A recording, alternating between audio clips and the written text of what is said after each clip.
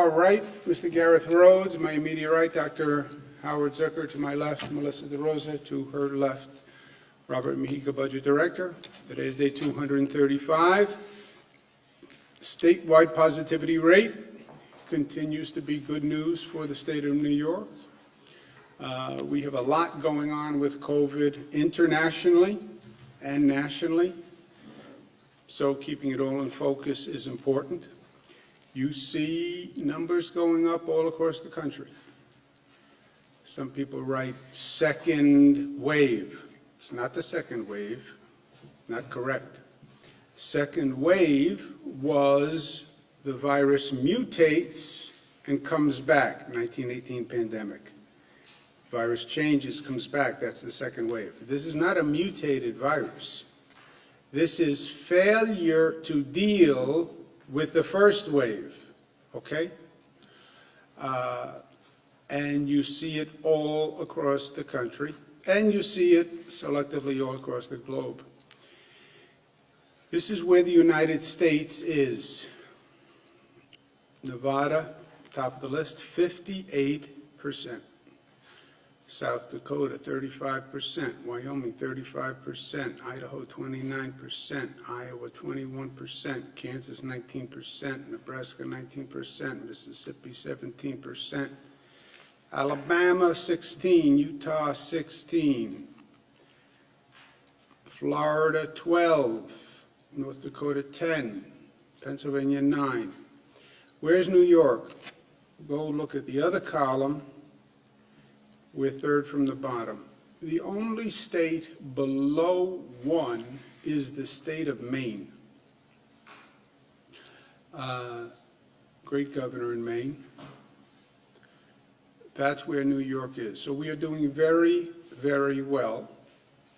And this is the comparison. It's not just the comparison.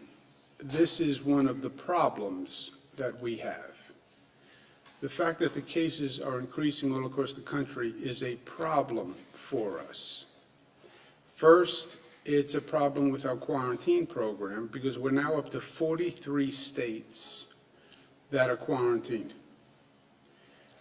Technically, by the quarantine formula, New Jersey, Connecticut, and Pennsylvania would be quarantined. There is no practical way to quarantine New Jersey, Connecticut, and Pennsylvania.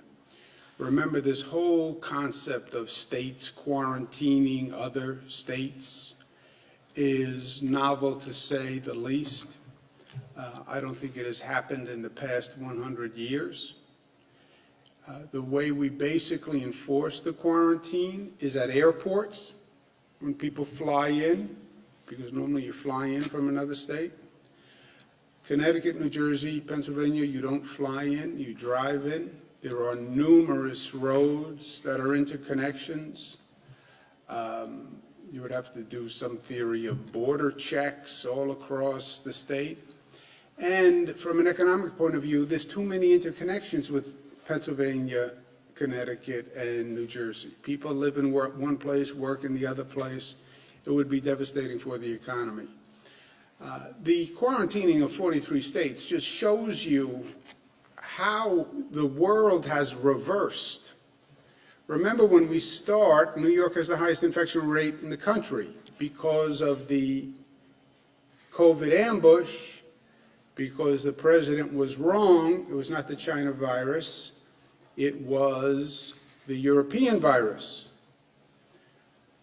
By the way, there's a movie called Contagion. You may have seen it, 2011. Go back and watch the movie Contagion. 2011, it's almost an exact formula for what happened with COVID. It's amazing. But anyway, in that movie, the virus spreads from a poultry market in China, which is how SARS spread and MERS spread and COVID spread. In that movie, it spreads from a bat to a pig. The COVID-19 virus, they traced back to bats. And in that movie, there's an American who gets infected in China and then comes immediately back to America. And it goes from China to America in 48 hours. How this federal administration thought that the China virus would stay in China for 3 months is wholly inexplicable when you think about it. President brags about his China travel ban end of January. He doesn't do a Europe travel ban until March 16th. That allowed 3 months for the virus to come here. So anyway, we go from the highest infection rate after the ambush, post-ambush. Now we have one of the lowest infection rates, but now our problem is the other states quarantining 43 states.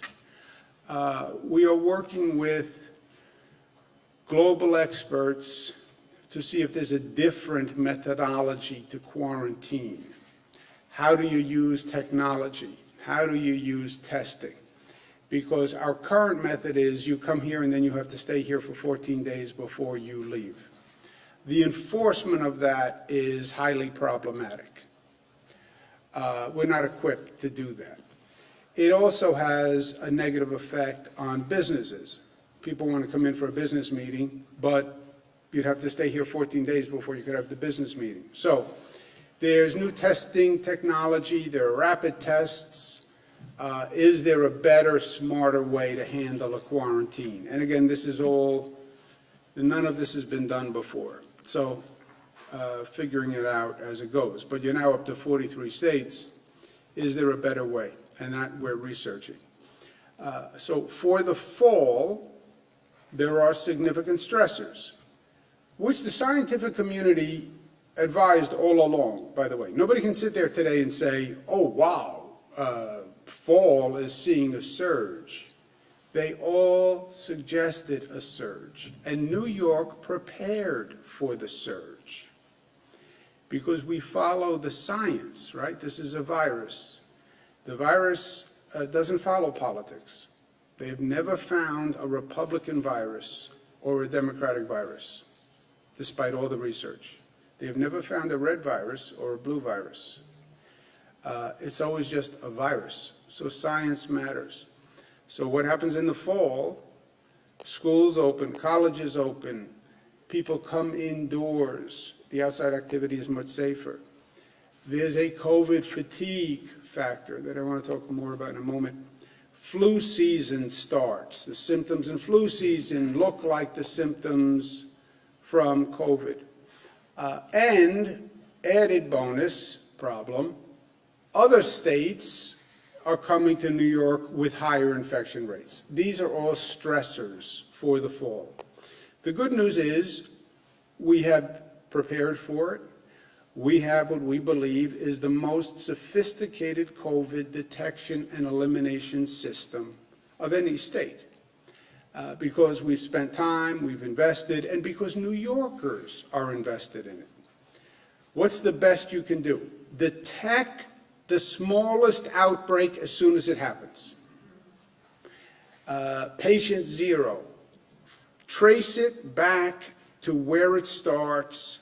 Find a small outbreak, a small cluster, and jump on it. Quick action to contain it and eliminate it. That is the best you can do in this situation. You see an ember land in dry grass, ring the alarm, everybody run, stamp out the ember. The embers are what we call microclusters. And we can identify them from the testing data, from the hospitalization data, and mapping software. We identify the microcluster. That's called a red zone. We then put a buffer around it. That's called an orange zone. We then put a buffer around the orange zone, which is a yellow zone. Why?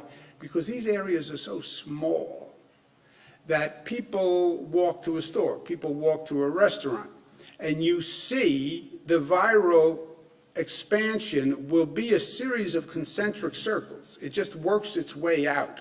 You drop a pebble into a pond, and you have that first ring and the second ring and the third ring. That's how COVID spreads. So focus on the intense cluster and then set up buffer zones, and that's what we did. Most restrictions in the red zone, reducing the restrictions in the orange zone and the yellow zone. Reduce the restrictions in that area. Much better than what we were doing and what many states are doing, where they only have statewide data. So the only mitigation program is close the entire state, reduce activity in the entire state. We went from that to regions. There's a problem in a region, reduce the activity in the entire region. We now have the data that takes it to such a small level, we say we're going to reduce activity, but only in that small area. So we reduce disruption. It's only in your neighborhood. It's not 5 miles one way and it's not 5 miles the other way. It's only in your area, which allows the economy to continue to run with less disruption. And then we said, we put in place the restrictions, we then watch the data for 14 days, we come back after 14 days, and we make whatever adjustments. The adjustments we're going to make are these. To exit a red zone under 3% after 10 days, 4% in less populated areas. What does that mean? The virus spreads faster in a denser population than in a more rural population. In a more rural area, you come into contact and proximity with fewer people than in a denser environment. If you are in the middle of New York City, you have one factor for spread. If you're in the middle of the North Country, you have another factor for spread. An orange zone under 2% after 10 days, 3% in less populated areas. A yellow zone under 1.5 after 10 days, 2% in less populated areas, right? So the differential between a populated area and a less populated area is also a more sophisticated analysis tool, but it's also inarguable. Additional considerations. Now remember, you're talking about very small communities here. Look at the hospitalization numbers. Are the hospitalization numbers going up or down? Where are the cases coming from in that community? Is there a congregate facility that is starting the spread? Has the local government been cooperative in increasing compliance and enforcement? I've talked about this a lot, but guys being gender neutral, a cluster does not happen unless two things happen: lack of compliance and lack of enforcement. That's the only way it happens. That is the only way it happens. People didn't comply, went to a party with more people, went to a bar with more people, had a private party in a backyard with more people. People weren't wearing masks. Lack of compliance and lack of enforcement by the local government. Where people don't comply, the local government has to enforce. If you have no compliance and you have no enforcement, you know what you have? Spread. That's it. There's no rocket science here. How did it happen? People didn't follow the rules. The government didn't enforce the rules, and now you have spread. And then everybody says, oh my gosh, this is terrible. Here we go again. Yes. 1 + 1 = 2. No compliance, no enforcement, more spread. Period. So that's a factor. Is the local government actually doing the enforcement? And we know that has been spotty. And then since you're dealing with a small community, is the community cooperating? Or is the community taking a hostile attitude and saying, we're not doing it, we're not wearing masks, we're going to violate the gathering rules, etc. So these are additional considerations, and this is literally conversations that we have with people and groups in the community. The current microclusters, this is what they did. First, what this shows is it is working. It is working. Again, because 1 and 1 equals 2. If you talk to the community about increasing compliance, if you increase enforcement, the spread will come down. Brooklyn went from 7.7 to 5.5. Queens and Kew Gardens, 4.1 to 2.5. Queens and Far Rockaway, 3.2 to 1.8. Rockland, 13 to 4. Orange, 34 to 4. All areas, 7.9 to 4.5. That's good news. Celebrate. Don't panic. Don't fear. Well, it's out of control. No, we have it managed. We know how to do this. We just have to do it. Oh, I'm gaining weight. We can handle it. We know how to do it. Back on the treadmill. No cheesecake. We'll get it under control. This is a manageable problem. When we make progress, we adjust the targets. Brooklyn had a red zone, an orange zone, and a yellow zone. Brooklyn, the red zone remains the red zone. The orange zone becomes a yellow zone, and the yellow zone remains yellow. Okay, so in Brooklyn, the orange zone will go to a yellow zone. There are less restrictions in a yellow zone than an orange zone. So this is what South Brooklyn will look like. Queens, in Kew Gardens, there are 2 areas in Queens. Overall, the red zone went from 4.7 to 2.5, great. Orange, 1.9 to 1.6, yellow, 1.9 to 2.1. In Queens, the red zone goes to yellow, the orange goes to yellow, the yellow stays yellow. We are also adjusting the Queens map to adding Ozone Park neighborhood, which has seen an uptick in cases. So Ozone Park becomes a yellow zone. And that is what it looks like. And that is the cluster of cases. And there you see Ozone Park. Far Rockaway, red zone went from 3.7 to 1.8. Orange went from 4 to 1.7. Yellow went from 4.4 to 3.5.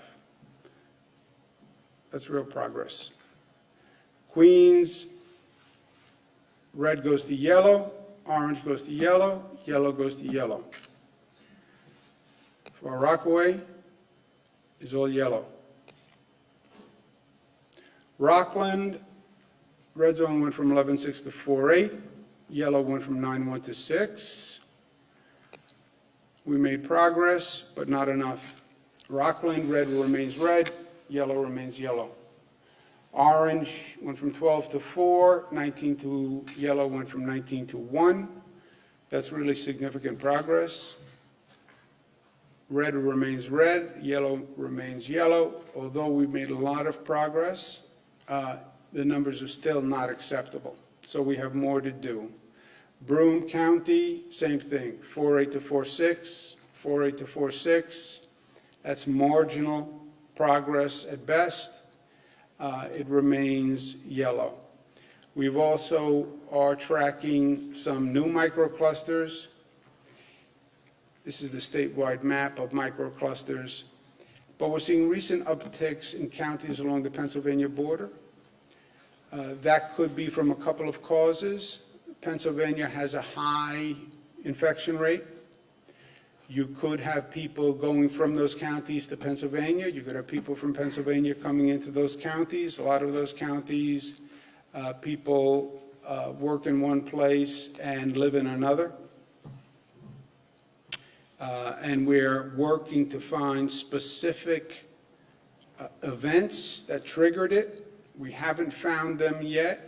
It looks like more of a widespread, just community spread. At this point, we're going to do more testing to try to find out exactly what's going on. But Steuben County has been about 4% for 3 weeks. And that is not good. And again, we're going to try to drill down.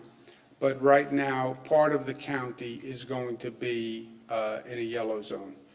Chemung County has been at about 5% for about 3 weeks. That's a problem. Again, we're trying to find out a specific cause of the spread, but it may very well just be the proximity to Pennsylvania. So we're focusing on that. But Chemung County is going to have an orange zone and a yellow zone buffer. And you see the concentration of cases in the slide on your left, I guess.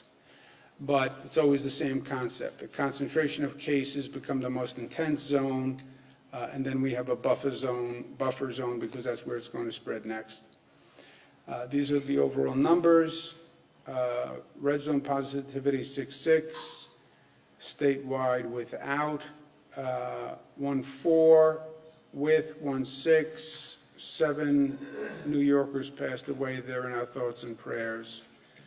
State hospitalization 950, ICU 201, intubations 103.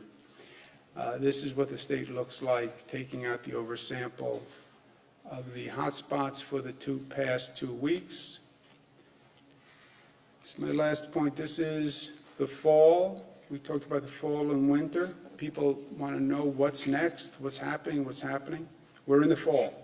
I'm wearing my very attractive fall tie today. You can't make it out. These are leaves that are falling. Very attractive is a personal opinion. It's not a fact. It's my opinion that I am offering. I don't want to separate fact from opinion. I think it's an attractive tie. Several members of my team have commented otherwise. But what's going to happen in the fall, microclusters, this conversation, will rise and they will fall. Get the pun with fall and fall? It was mine. Fall, they'll rise, they'll fall. That's going to happen with microclusters. New ones, because these are so small, these areas, they're going to flare up. And then you run and you put them out. The next day, there's another flare-up somewhere else. That is going to happen. That's going to be the way through the fall. Don't get unduly alarmed by a microcluster. The infection rate in our microclusters is lower than the infection rate of most states, right? We talk about 4 or 5% in a microcluster. Pull up the chart again, please, Jack, of the chart of the states, just to give you a sense of what we're doing relatively. We say a microcluster is 3, 4, 5%. All hands on deck. 3.5%. Statewide, you would be like, you're in the numbers 34 level of statewide infection rates. Many states would love to have the infection rate that we have in our microclusters as their statewide rate, right? Do you get that point? Can you go back to where we were, please? So that's going to rise and fall. Fall turns into winter. Winter is going to be the season of the vaccine. That may very well be the most challenging operation government has had to perform all through COVID. You think testing was hard? You think testing and tracing was hard and putting them up and getting them moving? And that was a challenge to the government? It pales in comparison to administering vaccines. Just look at the numbers. We did 12 million COVID tests over 7 months, moving heaven and earth. We have to do 40 million vaccinations. And a COVID test is a lot easier for a person than telling them, take this vaccine. Getting past the skepticism, roll up your sleeve, I have to give you a shot, then you have to come back in 21 days and you have to get a second shot. This is going to be a massive undertaking. The National Governors Association, I'm the chairman this year, we sent the White House 35 questions as to how is this supposed to work. So it's not the redux of the debacle that was testing 7 months ago. But the White House is going to stand up at one point and say, here's the vaccine. We have the vaccine. Happy days are here again. It's over. No. No. The identification of the vaccine is maybe the beginning of the end. Now you need 300 million doses. You have to convince the American people to take it. You have to prioritize who gets it first. And then you have to put together a logistical operation not seen since World War II to actually administer them. You know, the federal government always forgets that government actually has to operate. Okay, go do testing, but there are no tests. Okay, everyone go get PPE, except you can't. And no tests, and no states can buy masks and gowns, etc. I hope they learn the lesson, and the 35 questions from the National Governors Association ask just that. Last point. People talk about COVID fatigue. And at first I said about COVID fatigue, look, I heard COVID fatigue to mean I'm tired of wearing the mask, I'm tired of doing the social distancing. I'm just tired, and I don't want to do it anymore. To that I said, you don't have the luxury of fatigue because the virus isn't fatigued. And until the battle is over, you can't take a nap. That's how I heard fatigue. But there are different facets to fatigue that are frankly more problematic.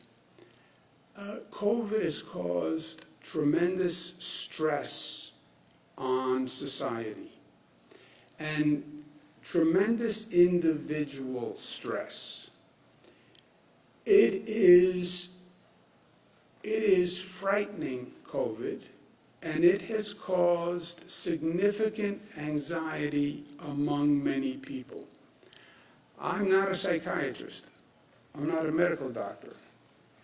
I'm telling you, from talking to people and hearing their voice and hearing their concerns, I'm telling you, we have a serious problem of the emotional stress and anxiety that COVID has caused. And the longer it goes on, the worse it is getting.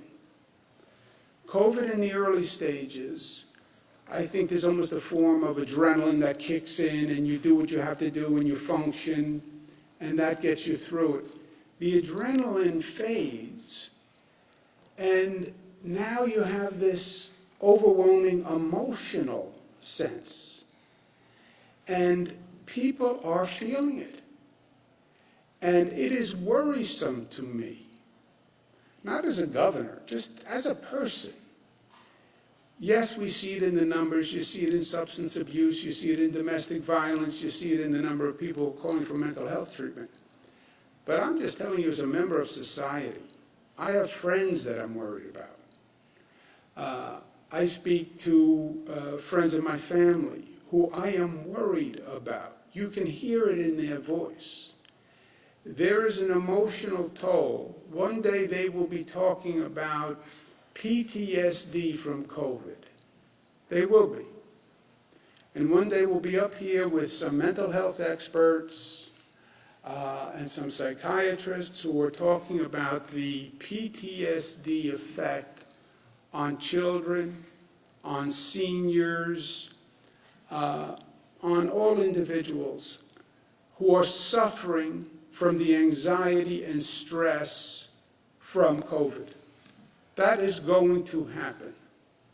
We're all now so functionally oriented that I think we're missing the emotional and mental health toll that has gone on. What do I do about it? We're trying to increase services across the board.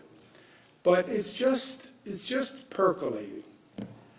So today I would ask New Yorkers, just change the prioritization of who we think we are and move loving up to the top, you know. Don't do what I do. I get someone on the phone or I'm talking to someone and I say, how's everything? Everything good? Good. Let's talk about this. You feeling good? Family good? Good. Let's talk about this. How's everything going? How do you feel? How are you dealing with this? Is more important than ever before.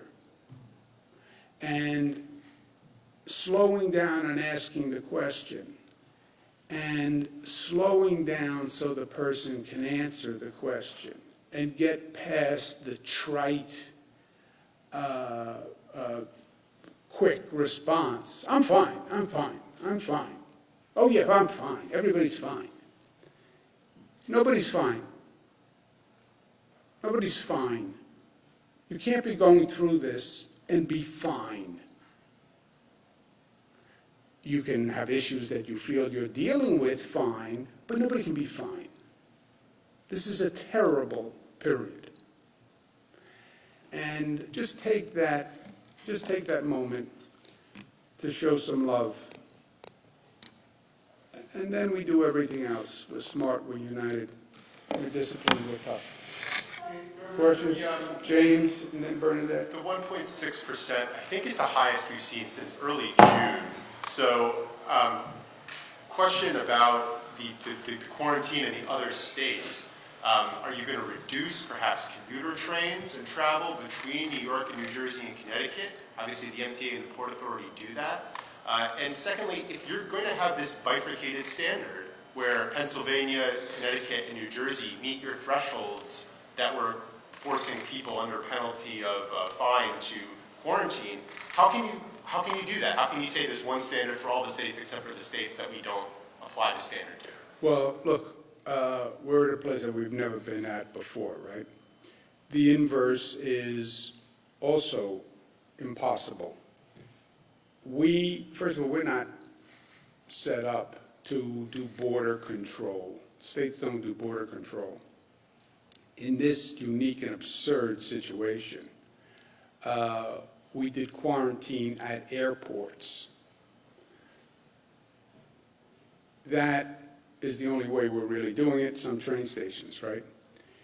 New Jersey, Connecticut, Pennsylvania, that's all road crossings, right? They're not flying in. Half trains, New Jersey Transit, dozens of trains a day. Yeah, dozens of trains a day, that's true. But also multiple rows. If you said you can't come in on a PATH train, all you would do is put everybody in a car and make them drive. You don't think it would reduce the cross-border No, travel? I think they would drive. Train frequency? I think they would drive.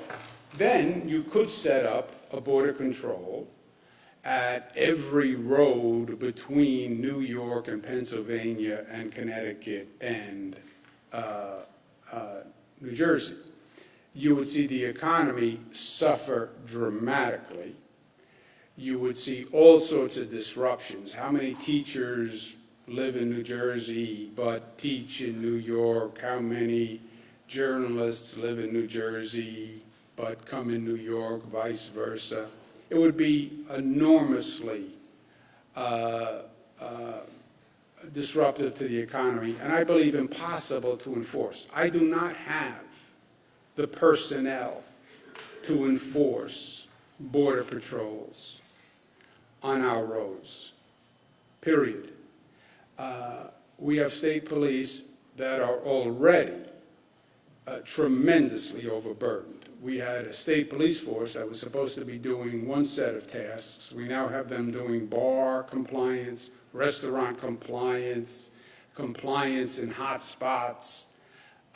So it's impossible, impracticable, and it would be highly disruptive. Even the 43 states is hurting the economy. I spoke to a couple of global health experts who think better than time, you should use testing. They have rapid tests now that are very quick, where rather than saying everybody wait 14 days, we should come up with a plan that uses testing to determine in a shorter period of time if you are infected or not. And we have to work on that. That's all I know. They said it's smarter to use testing than to just set timelines. And that's something we have to explore. What is specifically about this rate? We're up to 1.6%. Again, a number we haven't seen since June. Well, the numbers overall are increasing, right? We know that. That's the world, right? It's also the temperature is getting colder. Do I want to say anything about the colder temperature? It's getting colder because it's fall. The viral rate is increasing because it's fall. The question is it increase? What's the relative increase? Okay, it's colder because it's fall. It's not supposed to be 14 degrees in the fall. That's true. We are, even if you take the 1 day at 1.6, what's the week, Gareth? 1.2. 1.2. You take 1 day, which is a little deceptive, as you know. 1.2 for the week. 1.2, first of all, is the third lowest in the United States of America, right? So, yeah, it all goes up, but it's the relative increase, right? But I said Bernadette, though, afterwards. You can go. I'll go next. You pass? Or I'll go, fine. So, Governor, yeah, trying It's to not like you to pass, Bernadette. Collegial, but not like. Anyway, yesterday Mayor de Blasio apologized to the Orthodox community about failing to explain the coronavirus restrictions in those areas, and now, as you know, those groups are living in the majority of these hotspots in the state.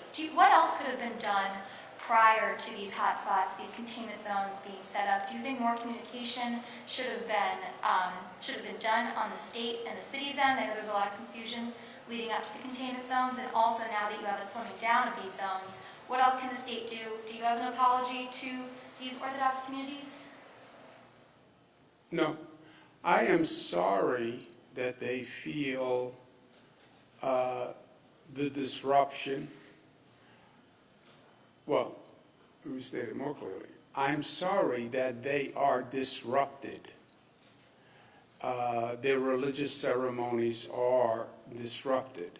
How many people they can have in a synagogue is disrupted. How many people they can have at a wedding is disrupted.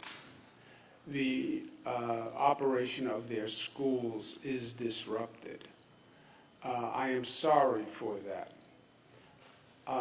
In the same way, I'm sorry to the Catholic community and to the Muslim community and to all New Yorkers. I'm sorry that we are going through this. I'm sorry that people are dying. I'm sorry that the state has to impose disruptions on your life. I'm sorry that we had to close your business and maybe you'd lose your business. I'm sorry that we stopped people from graduating college.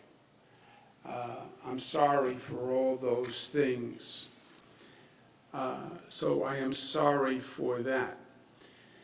Do I believe we could have communicated the rules of social distancing and mask wearing more than we communicated them? I suppose it's always possible, but I think I have communicated more with the people of the state of New York than any governor in the history of the state of New York. I have done briefings that have been watched by 64 million people across the globe. If someone in New York says, I never heard this restriction that I have to wear a mask. I never heard that. I never heard that there were limits on the number of people who could be in a gathering place. I'm sure it's possible, but I don't know what else we could have done to communicate the social distancing requirements. I mean, I did it every day in every manner, shape, or form. Now, on the, once we have a problem, because people did not comply, right?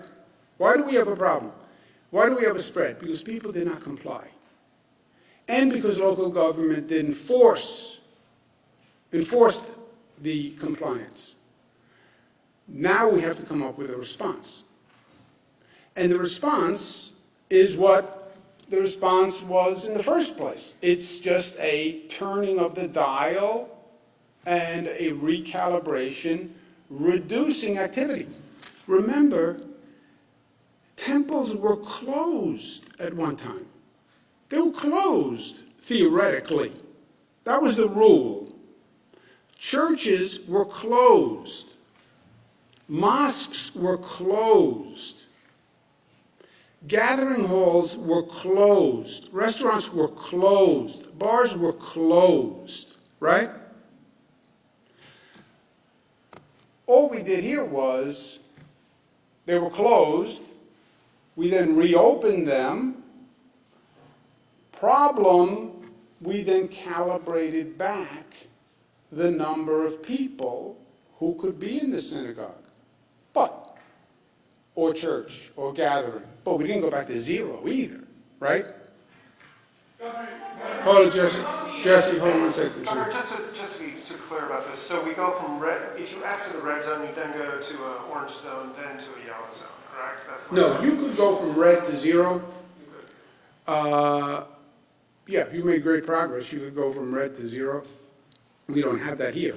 But here we have red, what do we have, red to orange?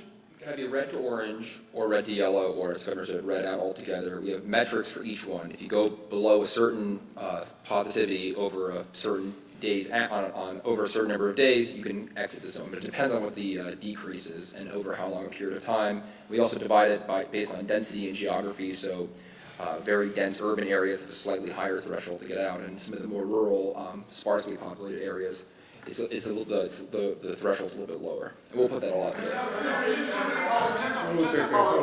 Just to follow on Jimmy's question for a second, repeatedly in the spring, you said that a rate of transmission of over 1% was troubling to you.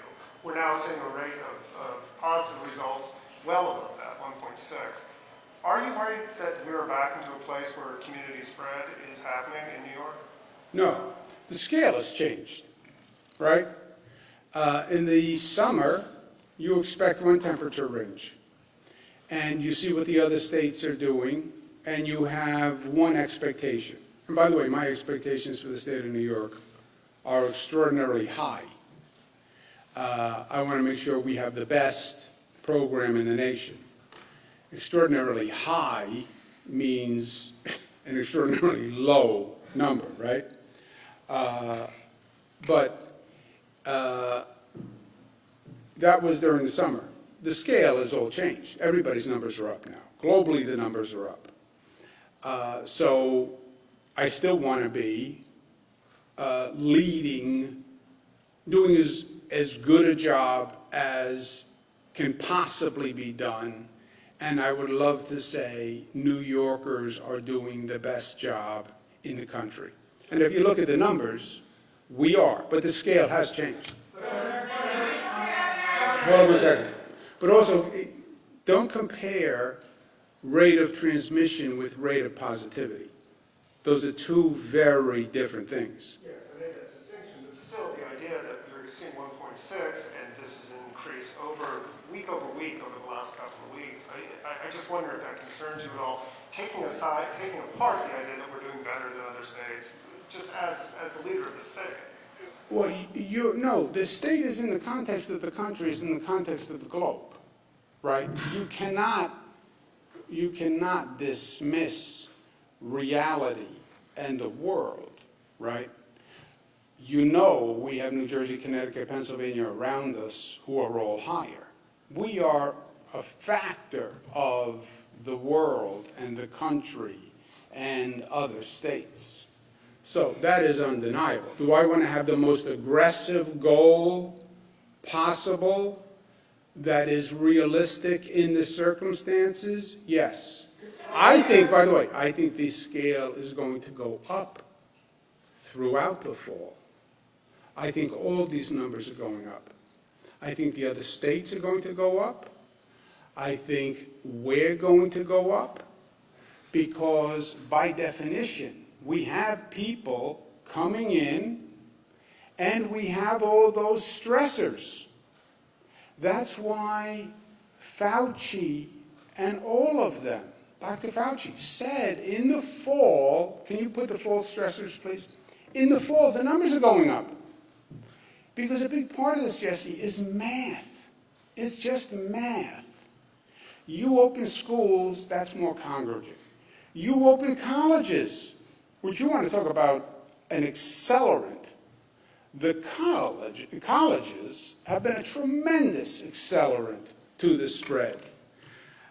Then people go indoors, then the fatigue, meaning I don't want to follow the rules, then flu, and then it went up everywhere in all the other states. I think you're going to see more microclusters in New York. You're going to see a higher rate in New York. You're going to see a higher rate nationwide, and you're going to see a higher rate globally. We're just starting the fall. And I don't believe we're going to be ready for vaccines in December. Guys, hold. Is there a statewide rate that would trigger kind of a broader statewide shutdown again? I hope and I expect that we do it with the microcluster approach. If you are good at finding it when it's small and before it spreads, then you can control it. I think you will see more microclusters. You may be seeing more serious restrictions in microclusters, but I don't foresee, and I hope it doesn't break from a microcluster to a region, right? We went statewide, regions, we're now in microclusters. If it breaks out of a microcluster, we have a microcluster in Brooklyn, we have a microcluster in Queens, right? You can almost think of them like an infection on your body. Right now you have two lesions, you have two little rashes. We're treating them, and we hope to contain them. Could there be a circumstance where you can't contain them, and they grow, and they grow, and they grow, and then you're now into a regional shutdown situation? That is possible. I hope that doesn't happen. I expect it won't happen if, Jesse, we do what we have to do with the microclusters. See, the infuriating thing here is there's no mystery to it. It's just discipline. Compliance and enforcement. Well, they don't want to comply. They don't believe in the rules. They don't believe in them. They're hostile to the rules. All right, then you have to enforce them. Well, the local government doesn't want to enforce them. Well, then you have a situation where you have no compliance, and the local government fails to do its job, which is enforce, and then it's going to spread. That's the only way it happens. And that's why I rail against it all the time. Go ahead, John. Governor, you mentioned there's evidence of community spread in those Pennsylvania border counties, the southern tier counties along the Pennsylvania border. Isn't that by definition a more concerning situation than a microcluster where you can, target where the source was? And if that's the case, then why are you taking the microcluster approach in those southern tier counties? It's a good question. We have not identified a microcluster. Well, we have identified some microclusters earlier on. But there are counties that we have not yet identified a microcluster. We are still looking, and we haven't yet given up. Microcluster is really an intensive contact tracing mechanism, right? Here are the cases, here are the dots. Interview John Campbell. Where did you go to the restaurant? Where did you go to drink? Where do you work? Where does your girlfriend live? And then trying to put those pieces together. They call them disease detectives. It's an extensive operation. We have not yet identified microclusters. And we may, but we have not yet, except in some areas. And for the areas where we haven't, we have defined a broad yellow area because we don't have a nucleus of the cell, if you will. And that's why you see such a broad area. But we're still looking. Hypothesis, but we're not sure. We're also looking at the contact tracing. Do you go to Pennsylvania? Does your girlfriend live in Pennsylvania?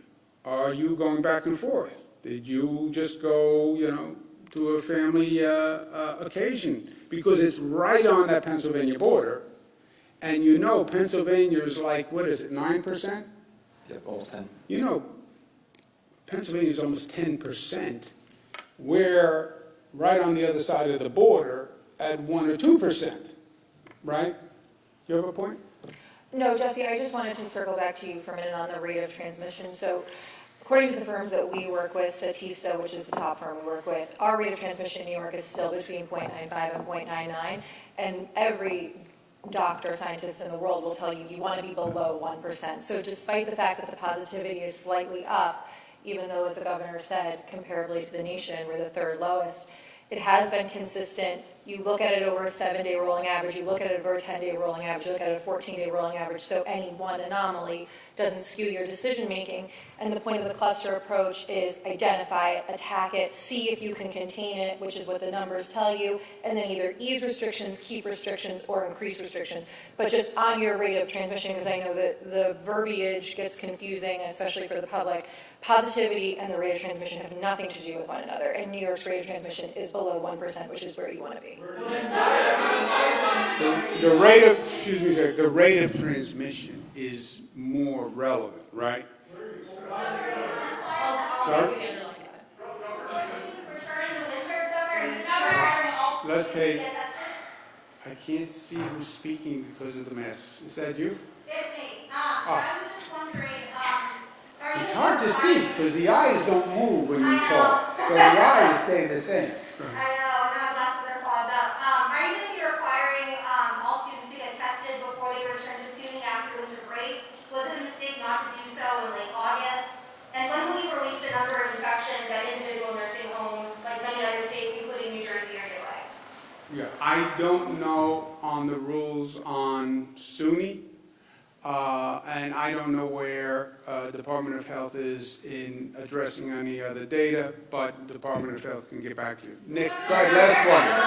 Last question, Nick. What do you have on your mask, by the way?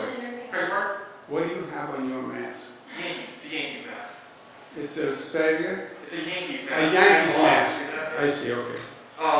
Could you respond to or react to the poll that we released today showing 67% of New Yorkers support New York handling of the pandemic? Do you think that's why in part we've got some political capital when it comes to, say, making decisions on closing down certain businesses, non-essential businesses, schools, things like that? Has that enabled you to, be able to do what you have done given the public support? Nick, I think the public supports what I've done because the public supported it before I did it. What they write these pieces, quote unquote experts or analysts, pundits. Well, you should have done this then. You should have done this. You should have done this earlier. They don't know what they're talking about. I didn't do anything. I didn't do anything. First state to mandate masks in the nation. 98% compliance. Do you think that's because I said you have to do it? Do you think if they didn't agree with the idea, I could have enforced mask wearing? We have 5,000 state troopers. Do you think I could have enforced 19 million people to wear masks in these communities where they're not wearing masks? You still can't get the local government to go to a small community and say, wear your mask. They won't do it. New York City, they won't do it. Other counties, they won't do it. Well, we tell people they should wear their mask. Like there's anybody left in this state who needs to be told you should wear your mask. It could never have been done by government. It could never have been done by strong arm of government forcing mask wearing, forcing you to stay home, forcing social distancing, forcing you to use hand sanitizer. That's not how we did it. I sat here and said to the people of the state, here are the facts. This is how the virus spread. This is what it looks like. If you wear a mask, then chances are you won't spread it. And I think it's a good idea that we say to each other, we should all wear a mask for each other. And New Yorkers said, yeah. I agree with you. I agree with you. You gave me the facts. I agree with you. I said, okay, have we finished that point? Yes, I agree with you. Okay, let me sign the order. Masks. The order came after the information was presented. In every case. Because the first time, Nick, I signed an order that said, do this, and they said, oh no, I'm not doing that. I don't understand why I should do that. The party's over. Because my credibility would be gone, and government wouldn't have any ability to enforce it, and then they wouldn't follow any other rule. So by definition, all through this, I have been providing information, providing the data, offering my gratuitous political opinion, and my rapier wit, sense of humor, and charm throughout. I'm sure you all agree. And they agreed with what I was doing in some ways before I did it. Closed businesses, mass gatherings, yes, they support it because they heard the facts and because they're smart and they're tough and they're loving and they're disciplined. So, yeah, I believe, you know how people agree with people who agree with them? The people of New York came to the same conclusion. I like to think I presented information that helped lead to that conclusion. But it is their conclusion. And were there, you want to say, what did you say, 67%? So 30% of the people don't agree? Yeah, well, 30% of the people are outside, right? Well, Governor, how about the 30% of the people who say liberate New York and you're closing them down? Yeah, there's 30% of the people who didn't agree and they had their spokesperson and we had the discussion and we went back and forth. But, and I understand the 30%. Government has no right to tell me to wear a mask. Government has no right to tell me to close my business. Government has no right to tell me to do anything. I hear that point of view. I don't agree with it, but I hear that point of view. So I don't think I have political capital. I think that in this process, they came along with me as we worked it through together. And I will tell you something. I am a student of history and government history and political history. I think it was one of the most beautiful moments in democracy because it's how it's supposed to work. It is that Jeffersonian representation, right? It is a mutual process and dialogue between government and citizens. And this allowed it to happen. The briefings with 64 million viewers allowed it to happen. You don't appreciate how extensive the communication was. I go out there, people talk to me about my daughters like they know them for 20 years. They talk about my dog Captain. They talk about bad jokes that I said. They were intimate participants in this communication. Personally, they watched, they heard, they decided. So am I surprised that 70% of the people say, I agree with him? No, because that was the process. Thank you, guys. Thank you. Thank you. You like the time?